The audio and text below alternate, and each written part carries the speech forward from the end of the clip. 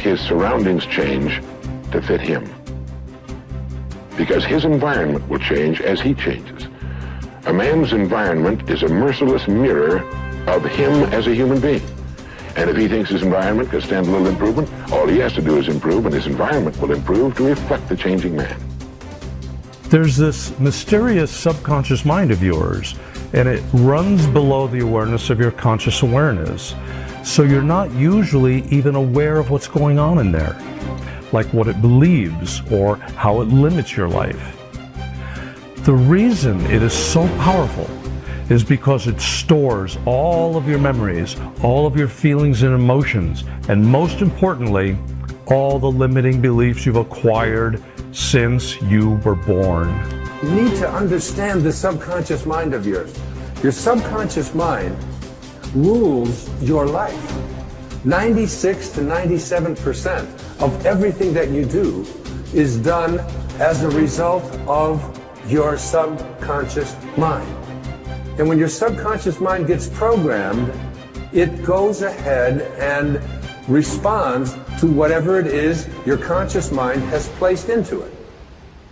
This subconscious mind of yours is most impacted by your feelings. A change of feeling is a change of destiny. I think that we define reality with our senses, and I think that is one of the biggest delusions. So the fundamental question is, can you believe in a future that you can't see or experience with your senses yet, but you've thought about enough times in your mind that your brain has literally changed to look like the event has already occurred? Now, the latest research in plasticity says that's absolutely possible.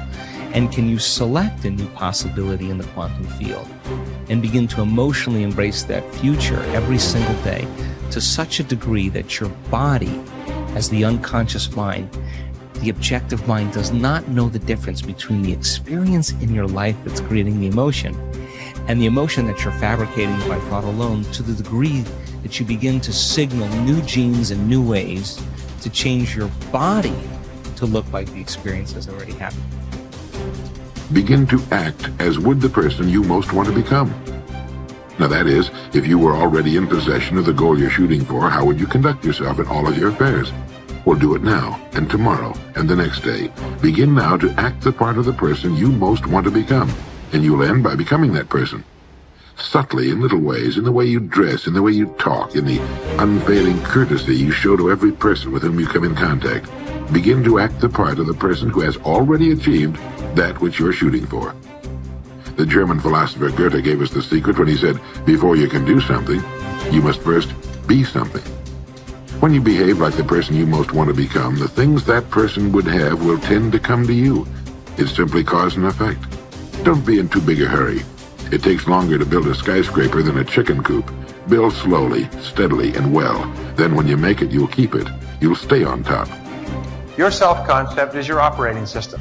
Everything that you produce on the outside is determined, modified, affected in some way by your self-concept. You cannot change what is being produced on the outside without changing your operating system. You always perform on the outside based on how you think on the inside. Now there are laws. The law of belief says that your beliefs become your realities. But the things that you believe may not necessarily be true. However, if you believe them intensely enough, they will become true for you. The law of attraction says that you attract into your life people and circumstances in harmony with your own thoughts.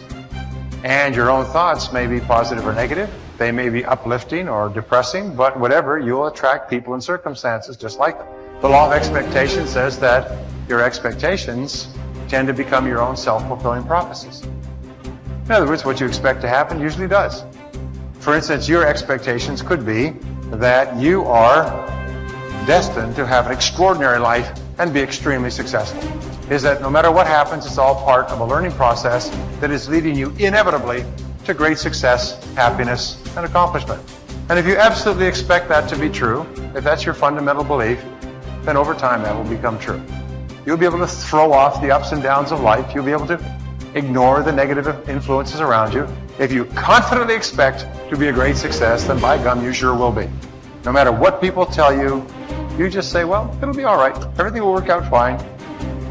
And we know that an attitude of confident expectation is a hallmark of highly successful people. They just expect to succeed more than they fail. They expect to keep making progress. They just confidently expect it. And surprise, surprise, your expectations affect your realities. What you experience on the outside is determined by how you think on the inside. As they say, you are not what you think you are, but what you think you are. Here's 2 excellent questions to jot down. And this is for mature people now, because these are kind of tough questions, especially one. Here's the first question. What's got you turned on? That's a good list to make. Here's what's got me turned on. Here's what's got me up early, staying up late, maximizing my abilities all day long. Here's the list of what's got me turned on. Now here's the next question. What's got you turned off? How come you don't have the zest and the vitality and the appetite for daily accomplishment?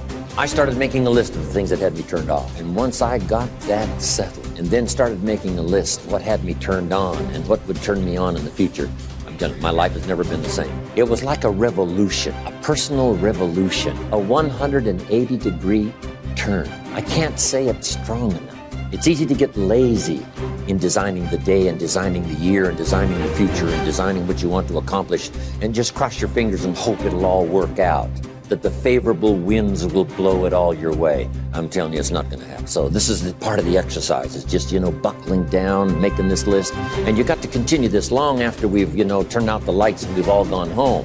Keep this up. And one of the best ways to keep it up, I've already covered yesterday, is what?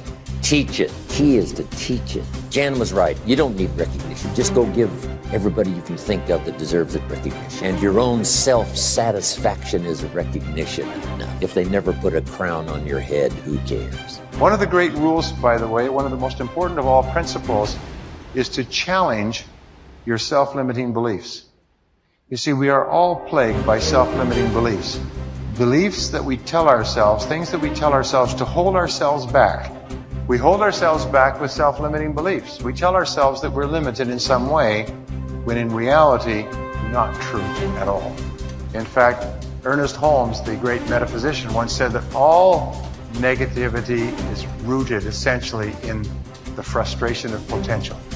People feel that they're capable of doing vastly more. Nelson Mandela said, our great problem is not that we feel that we are powerless, but that deep down inside we feel that we are powerful beyond measure. Which brings us to all performance, all improvement in personal performance begins with an improvement in your self-concept, in your beliefs about yourself. Good thinkers always prime the pump of ideas. They always look for things to get the thinking process started, because what you put in always impacts what comes out.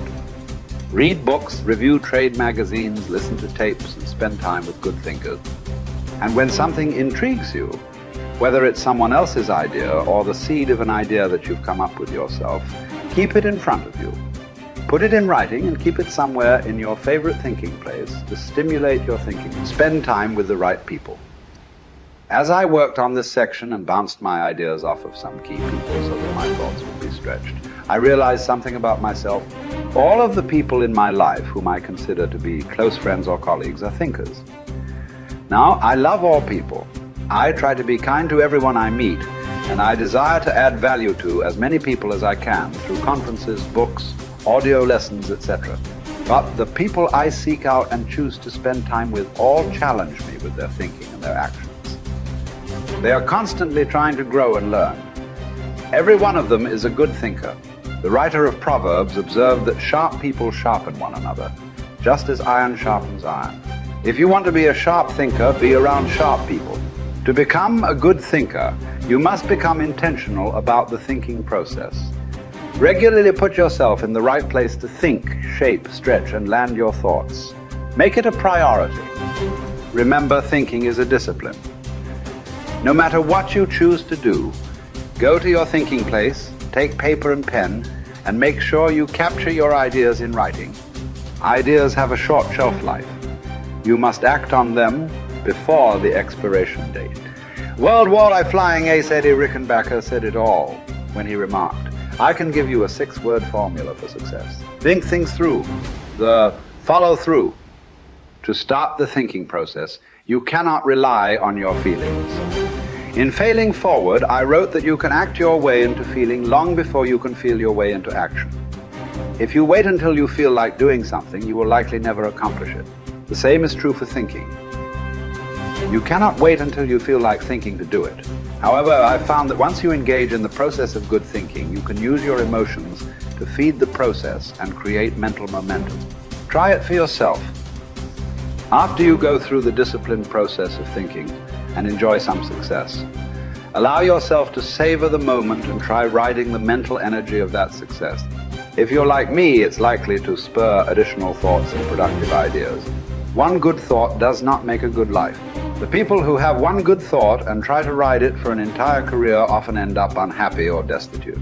They are the one-hit wonders, the one-book authors, the one-message speakers, the one-time inventors who spend their life struggling to protect or promote their single idea.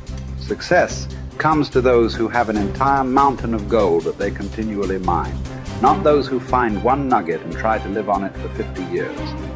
To become someone who can mine a lot of gold, you need to keep repeating the process of good thinking. Becoming a good thinker isn't overly complicated. It's a discipline.